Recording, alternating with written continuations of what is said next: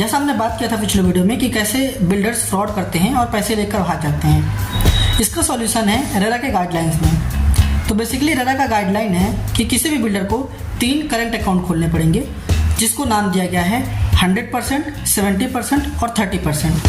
तो एक्चुअली काम कैसे करता है ये काम करता है इस बेसिस पे कि कभी भी कोई भी कस्टमर अगर पैसा देगा तो वो जाएगा सीधा 100% वाले अकाउंट में, लेकिन वो बिल्डर कभी भी निकाल नहीं सकता है। उसके बाद वो जो 100% पैसा होता है वो 2 पार्ट में स्प्लिट होता है। वो होता है एक 70% वाले में और 30% वाले में। तो ये 70% 30% है क्या, बेसिकली वो पैसा ही है जो 30% इसमें जाता है और 70% इसमें जाता है। तो इसको एक एग्जांपल समझते हैं कि अगर मान लीजिए मैं एक बिल्डर हूँ और मुझे किसी क्लाइंट ने पैसे दिए 100 रुपये, तो वो 100 रुपये पहले मेरा जाएगा 100% वाले अकाउंट में, 100 का 100।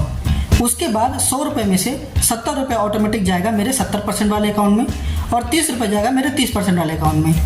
अभी क्या होता है कि जो 30% वाला अकाउंट है उससे ही बिल्डर जब मर्जी तब पैसे निकाल सकता है और अपने काम में यूज़ कर सकता है।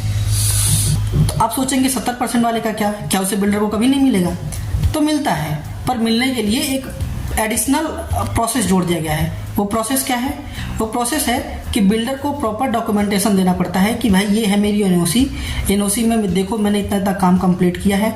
उस एनओसी के बाद उनको देना पड़ता है एक सिग्नेचर किया हुआ एप्लीकेशन थ्रू आर्किटेक्ट, और जितना काम उनका कंप्लीट हुआ रहता है उसके परसेंटेज के हिसाब से ही उनको पैसे मिलते हैं। तो इससे हुआ क्या?